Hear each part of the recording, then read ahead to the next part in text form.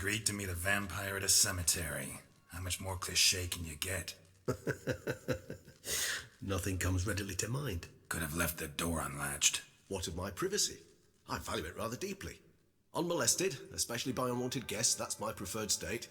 Besides, I knew you'd find a way to get in. True enough. Need to find your friend. I'm hoping you'll agree to help. I shall do whatever's in my power. Yet what you want or even need must matter little. What matters is what Detlef wants. If he does not wish to be found, you will not find him. Ever. End of story. Come on. Gotta be some way.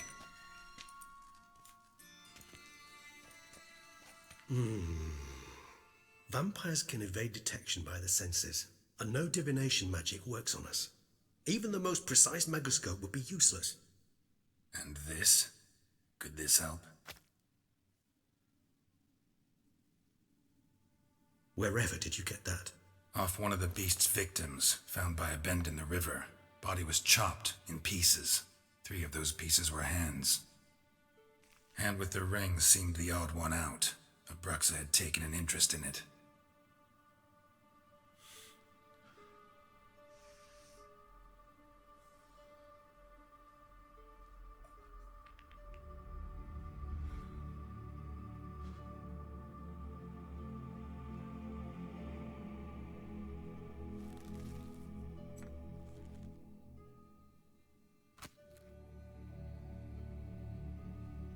It's Detlef's hand, without a doubt.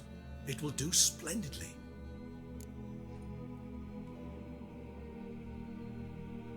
The hand. What do you plan to do with it? You've heard of Kovinaris' theory of tissue memory retention. Rings a distant bell. Read about it in Alchemia Oblitera. There's a copy at Kermorin, tattered, nearly disintegrated. But if memory serves, Kovinaris never managed to prove it worked. He did prove it. Just never managed to publish his findings. He and I corresponded, you see, after we became friends. Thus, I know he completed his research and performed the first tests. It's complicated, so without delving into details, it is possible to use any piece of tissue to reconstruct what a whole body experienced. How's it work? We need any special equipment? We must brew a decoction which Kovinaris gave a rather poetic name, resonance. Once imbibed, it sends one into a trance similar to that induced by narcotics. This triggers visions of events linked to strong emotions experienced by the tissue's owner. Picture it as dreaming a fragment of someone's life. Any chance we might see what Detlef was doing just before he lost his hand? Indeed. Though I also hope resonance will reveal the location of Detlef's hideout. Ring's pretty intriguing. Made of no metal I've ever seen. And the ornamentation. It comes from our home, where we lived before the conjunction of spheres. It's actually mine. I received it from a dear old friend. You might call him a humanist. He saw us vampires as guests here, guests who owe their hosts, meaning you humans and the elder races, respect. Respect? Meaning not to treat us like cattle to be slaughtered for food? Precisely. And the reason why I, in turn, gave it to Detlef. To remind him of the ideals my old friend championed. Can't you just summon Detlef? You're both hired vampires, there's gotta be a way. If I'm to be entirely candid, there is indeed one. But believe me, we will be better off never availing ourselves of it. It is a last resort. Absolutely. Last resort? The hell? Why? There is a being who can summon Detlef, possesses the authority, even the power, to force him to appear in a given place. But the very act of contacting this being, well, it's akin to walking a slack line extended over a chasm filled with molten lava. An exercise as perilous to me as it would be to you. A risk I'm unwilling to take. I beg you, let's do it my way. It will be both quicker and easier. Kovinaris spent half his life proving his theory. Wild guess. Making a dose of resonance won't be easy. You guessed correctly. In addition to Detlef's tissue, we shall need a powerful occipital lobe stimulant. Effectively a poison, to make one susceptible to visions. Well, got a few ingredients to choose from. Unfortunately, all are pretty rare. There's mamoon glands, but closest ones I know of are in Vizima. A spotted white saliva would also serve, but they were culled to extinction over a century ago. Could go with a kobold's eyes, but the creatures are sentient. Rather not gouge one's eyes out. Given that we lack the time to sleuth this out ourselves, permit me to summon some help.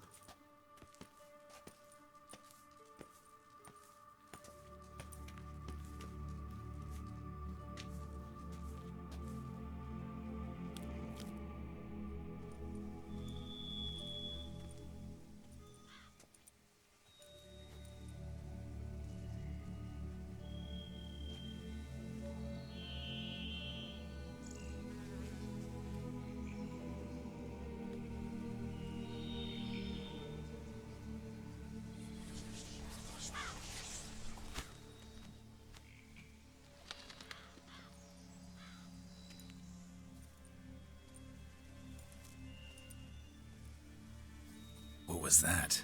A raven? Rather a common sight at this latitude. Very intelligent fowl. I asked him to look for the creatures you mentioned, him and his brethren. Perhaps they'll find one in the area, and I would hazard that a flock of ravens will spy any said creature faster than a solitary witcher would, with all due respect to your skills, my friend. It will take them some time, nonetheless, so perhaps you'd care for a snifter of mandrake. Rarely say no to a snifter. Sadly, this is but a weak infusion rather than a proper distillate. Even better. I remember your mandrake hooch. Made people say things they'd have rather kept to themselves. Now, what could Geralt of Rivia prefer to keep to himself?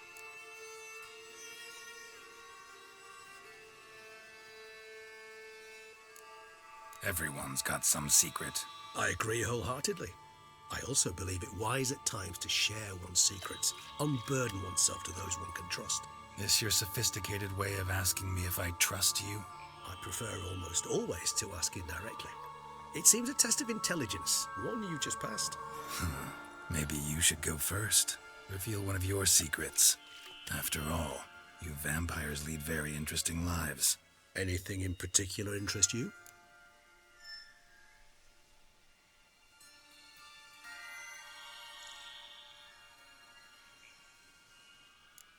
Gotta ask you the big question, one everyone wonders about. What happens after death?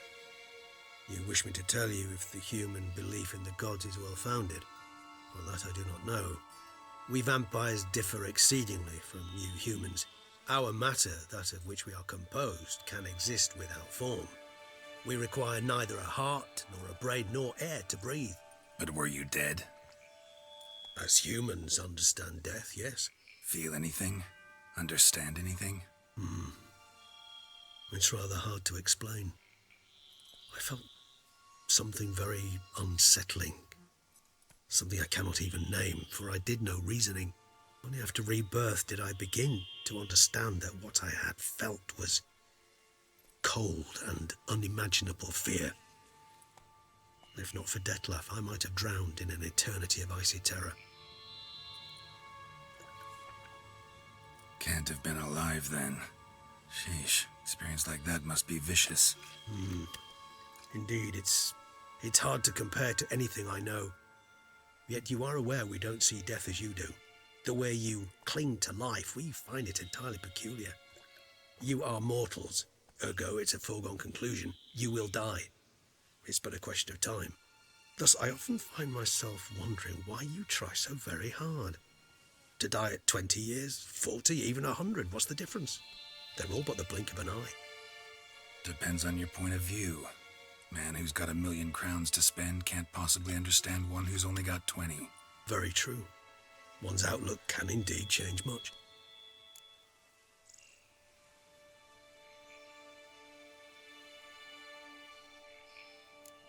Got a new life, a new body. That give you a new start? Blank slate? Starting all anew is a very broad concept. What exactly do you mean? Your blood addiction, say. Wondering if your body's the same, if it still remembers. Maybe if you drank now, you wouldn't get hooked. All addictions are a form of slavery. Re-addiction's not a risk I'm willing to take, just to test a hypothesis about corporeal regeneration and whether propensities carry over. Fair enough. Curiosity, that's all. Sorry. Not to worry, Geralt. Curiosity is a natural reaction under the circumstances, apart from which I've always valued that trait in you. Always fascinated me the way vampires can regenerate. A hand growing back is one thing, but Detloff recreating you out of a wet smear? Something else entirely. A difficult and laborious process, but one that's possible, as my presence proves. But I've heard you too had quite the adventure. They say you lost your memory. For a bit, but Triss helped me get it back. Actually, pretty damn lucky I only had amnesia. Yes, you humans are rather buggered in those terms. To strip you of life is, well, it's just plain easy. I've always pitied you in that regard. We vampires are much harder nuts to crack. If a member of another race kills one of us, we can be reborn with a living higher vampire's help. However, if one of our own strikes the deadly blow, death is permanent. There can be no rebirth. One of the chief reasons why vampires long ago swore never to fight one another. Curious what you did after you were reborn. As I'm sure you can surmise, at first I was thoroughly absorbed with recovering. As it is, I've still not recovered completely. Yet I was so weak the first year that I could not stand or move on my own. Detloff bore my weakness bravely, showed great patience. If not for him, I wouldn't be here, and I'd have regenerated far slower. Once I could at last stand unassisted, I set off for Bruges, for my one-time home of Dillingen. There I led the peaceful life of a rural healer and surgeon, enjoying my neighbours' respect and, in fact, constituting the exact opposite of the monstrous vampire the populace imagines. Bruges, you say? Rebirth make you sentimental? Perhaps a dash. But what of you? Where have you been? Ever find your Cyrilla? Back then, yeah. But we parted again soon after. And when the time was ripe, she came back, defeated the Wild Hunt together.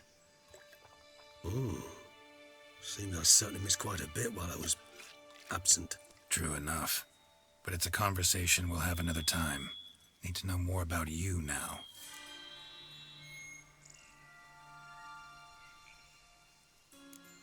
All right, give you one question. What do you want to know?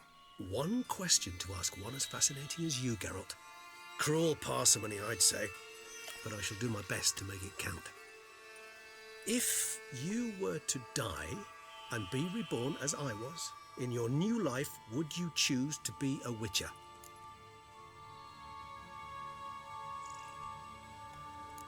See, Regis. Doubt I'd know how to be anything else. Ever tried? See, you're determined to get an answer, to find out if I like being a witcher. Just refuse to ask directly, as always.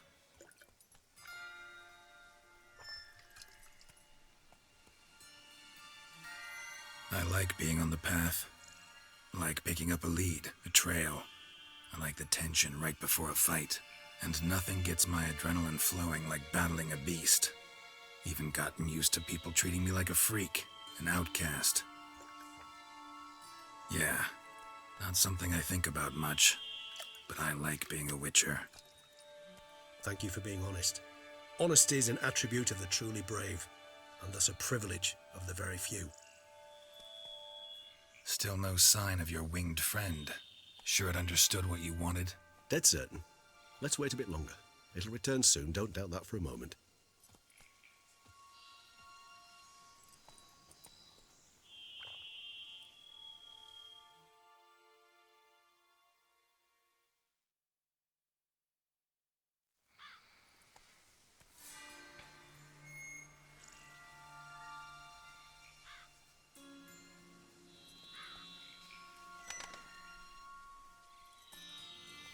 Ever vigilant, even in his sleep. Quite vampire-like, in fact. Are you absolutely certain they don't administer a few of our genes during the trial of the grasses?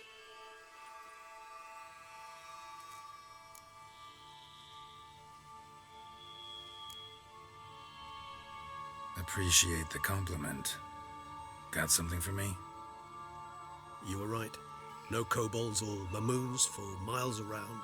Knew it. Allow me to finish. You see, there's this spotted white. It haunts an abandoned residence in the Caraberta woods. Impossible. My brethren hunted down every last spotted white before I was born. Then it seems you must revise your knowledge of spotted whites. For somehow this one managed to survive your brethren's onslaught. It seems I know this home it haunts. Recall a tale about it. Locals believe the place cursed. Perhaps that's how the white survived entirely unmolested.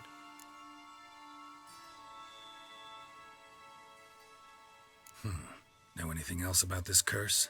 I don't recall much in particular. Really don't attach much importance to such things. It was mentioned to me as an anecdote, no more. Come on, search your memory. Something, anything could be important. I believe it had a relation to hunger, or, perhaps greed, rapacity. Someone was punished for something... Textbook definition of a curse, pretty much. Sorry, Geralt, I try not to clutter my mind with the details of every far-fetched tale I happen to hear. What are your thoughts? A specimen of a species thought long extinct, and a curse in one place. That a coincidence, or are they related? Ah, professional curiosity.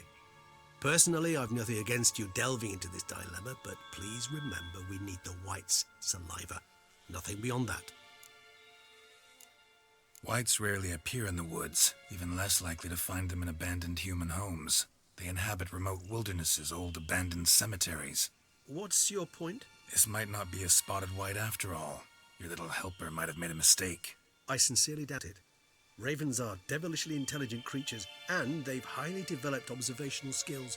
What exactly did they observe? The area around the estate, it's covered in spoons. Spoons? Spare me the skeptical smile. I'm but the bearer of this news. Or perhaps this spotted white is a hoarder. Or the spoons are somehow related to the curse. Let's do this. Start making your decoction while I go get some saliva from that white. Uses it in its brews. Do you imagine the white will simply sell you some? Worst case scenario, I'll bring you its salivary glands. They ought to do as well. For a moment there, I imagined you asking the white to spit into a vial. Quite amusing as a thought, but the salivary glands will do fine indeed. So, see you later. Yes, till later. I shall start by perusing some tomes. Tomes? Thought you were gonna make this decoction. We require one last ingredient. Alas, obtaining it could prove a trifle toilsome. Thus, I hope to identify a suitable alternative. All right. Good luck. And to you, my friend.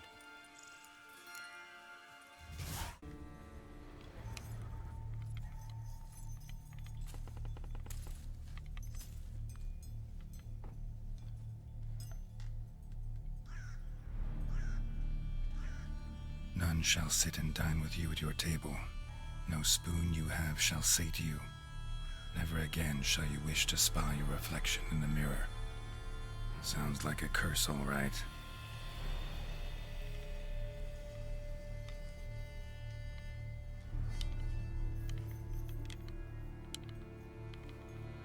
Somebody's clearly obsessed. Regis mentioned the place might be cursed. Can't be a coincidence. Need to look around.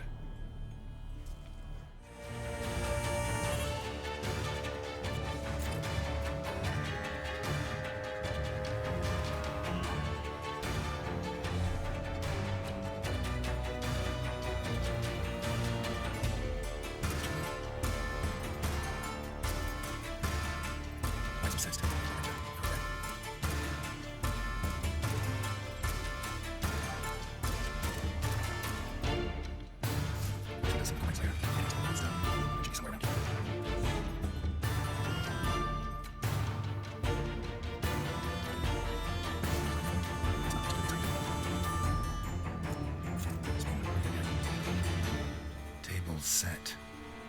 White who lives here is getting ready for some sort of feast. White that lives here, definitely afflicted by a curse, and it's been trying desperately to lift it. Cauldron's empty, unfortunately. We just need some brew. Afraid he won't get that. No choice but to hide and wait for the saliva glands and their bearer. Need a spot that'll let me observe the cauldron.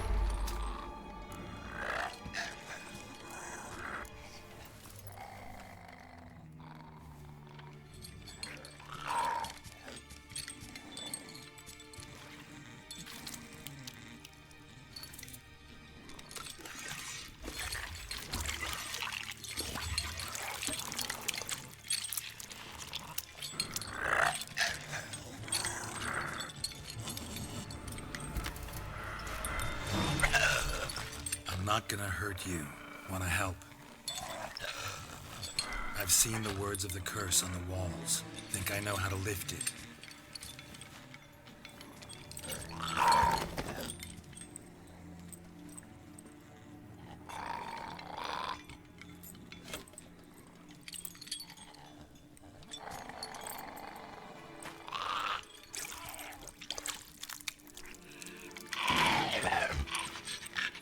You tried to bring folk here, convince them to sit at the table with you, right? Well, I'm gonna be your guest now. Your willing guest.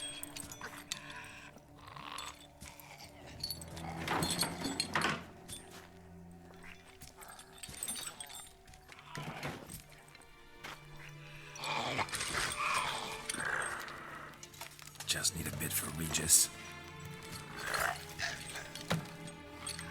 And now we'll tend to you.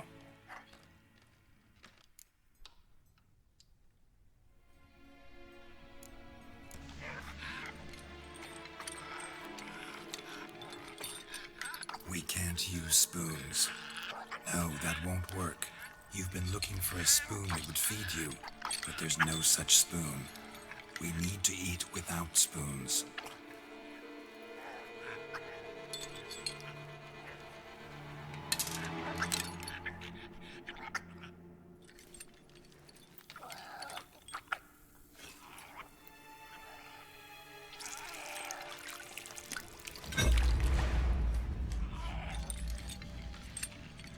Open your eyes. You need to see your likeness.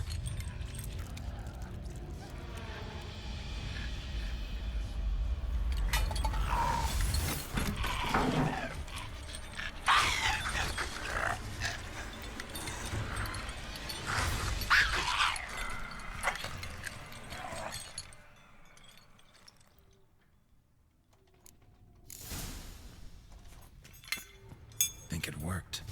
Just not quite like I expected. Need to see what happened to the white. Won't be hard to find given its stench.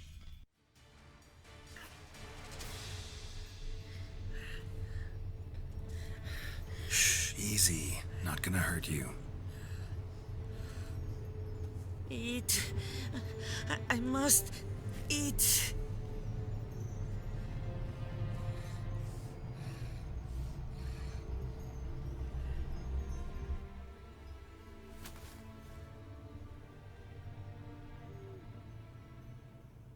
I'll take you someplace safe.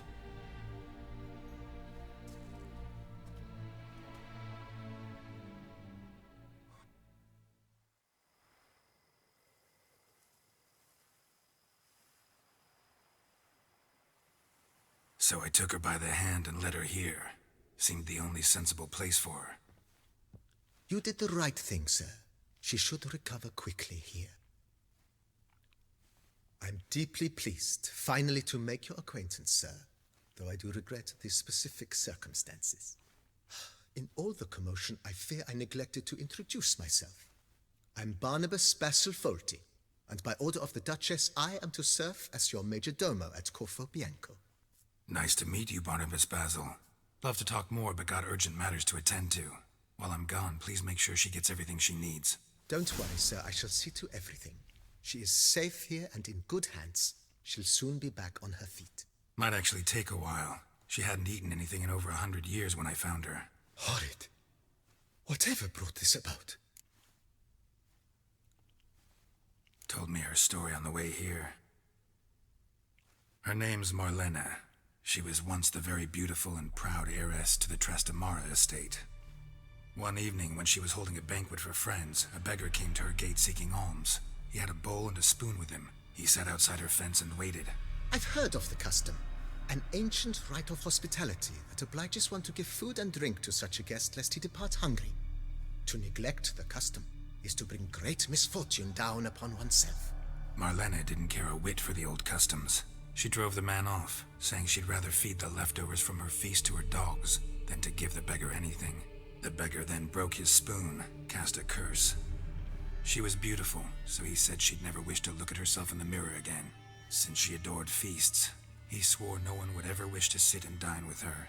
And as she even refused him the crumbs from her table, he swore she'd never find a spoon in the world that would sate her hunger. A harsh punishment. I imagine lifting the curse was hardly simple.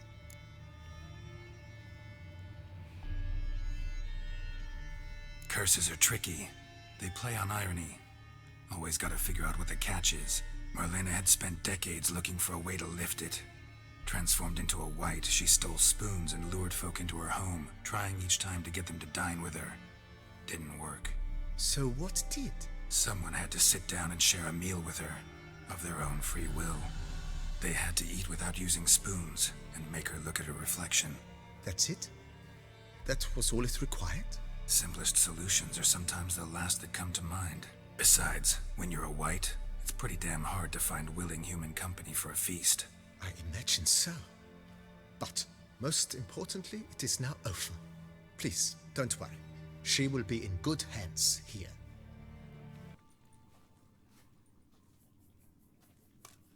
Think your friend's hand will make for a nice broth? You've clearly honed your sense of humor. But we are not cannibals, Geralt. I took a fragment of tissue from the hand. It will suffice to prepare some resonance. What did you do with the rest? I cremated it, as our codex commands. A raven told me you'd acquired the necessary ingredient. Pretty helpful creatures. Calling them often? I try not to overdo it. But they can be so useful, as they were now, when I merely needed to be sure I could arrive in time should things go sour. Managed fine alone, but thanks for the thought. Gonna need much longer to finish brewing resonance? Mentioned the last ingredient, too. What about that? That, I fear, might prove troublesome. You see, to use the concoction to summon the memories of one, the solution must contain the blood of another specimen of the same species. Shouldn't be a problem.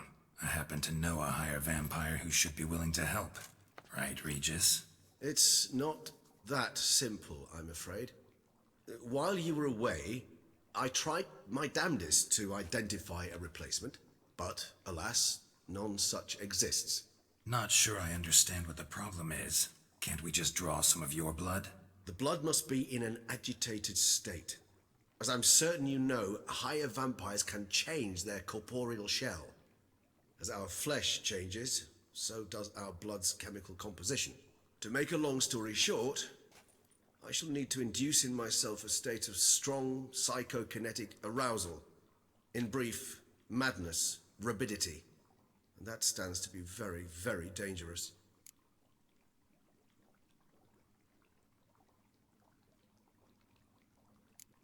Dangerous? Why? I mean, you'll still be you, right? True, but I should be highly agitated, in a state of fury. You know better than I that fury cannot be controlled. If you've ever seen an enraged vampire, you know very well that all who find themselves nearby will be in grave danger. How will we handle that? I'd rather not have you lunge at me, claws extended. That makes two of us. But worry not. I've thought it through very thoroughly. Details to follow soon. All right, so what do you want to do? We shall visit Teshamudna, an ancient vampire estate. There we will find cages suspended in the air. I will enter one, be confined. You will lure beasts there. Beasts you will then kill. The bloodletting should prove profuse. Abundant enough so that the blood scent will drive me mad. Wild. Teshamudna. What's it like? It is a place of torment.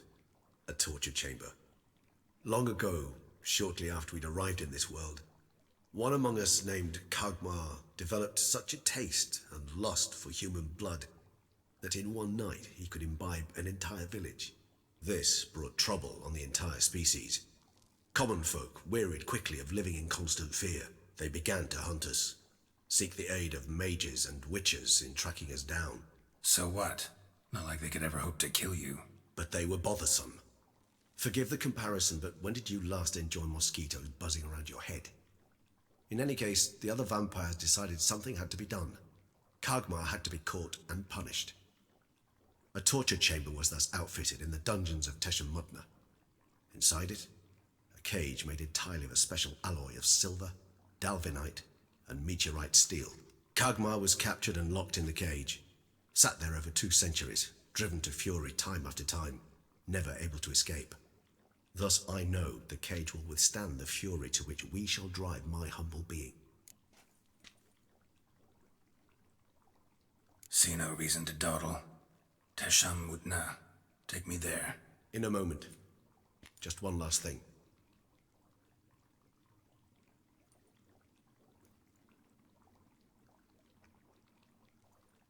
What was that? Blood. Oh, the last favor the Raven did me. I've also taken some Sancurium, a solution that sharpens one's sense of smell. One drop of blood shall smell like a gallon to me now. You crazy? You're a recovering addict. Your outrage warms my heart, Geralt. But you must remain calm. I have no choice.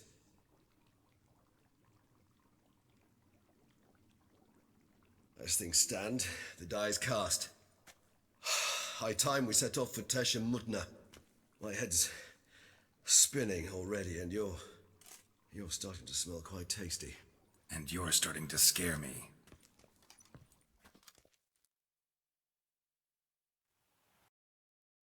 I do not know how I will ever repay you, Witcher.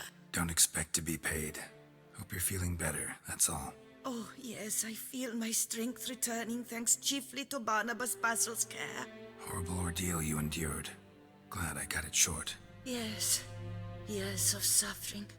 Do you know what was worse than the hunger? Watching my loved ones, my children grow old and die. All my family's long gone now. The last of my kin perished decades past. I fear I've nowhere to go. This is a big house, big estate. You can stay here. Truly? I could never infringe so on your hospitality. Yet, Yeah? after all I've suffered, the years of starvation, I've but one dream. At last to prepare food that fortifies, nourishes, to delight in the tastes and smells of spices, to sit at one table with others and eat. Don't see a problem if that's your dream. You could help Barnabas Basil in the kitchen. Eating his meals. You know he's not a culinary virtuoso. Nothing could make me happier. Thank you. No, thank you. House could use a woman's touch. I've one other thing I'd like to tell you. Many years ago, my father assembled valuables for my dowry. I never wed, so they remained unclaimed. These baubles are no use to me now, but to you, well, perhaps let them be a token of my gratitude. If you wish to find them, you must go to my old home, to Trastamara. The dowry lies hidden in a barrel in the cellar. There are several barrels. You must give each a knock until you find the right one. Do just that. Thanks.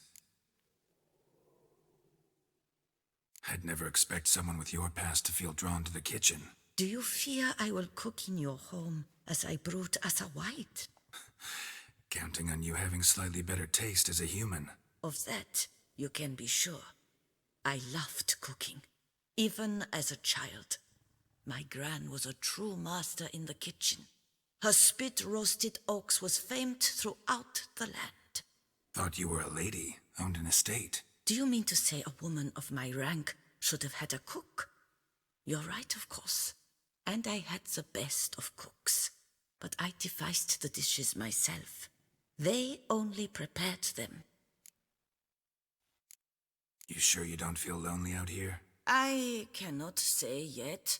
Too little time has passed since you freed me of my thrall, but somehow, for now at least, I do not feel drawn to the city, to others. Visited others' homes as a white. Yes, but ever at night, when all were asleep, I went in search of spoons. Remember, you can always change your mind. Decide you've lived here long enough, just say the word. I'd never wish to seem ungrateful. And I'd never want you to stay against your will. See you later. Take care, Witcher, and remember, you always have warm food awaiting your return.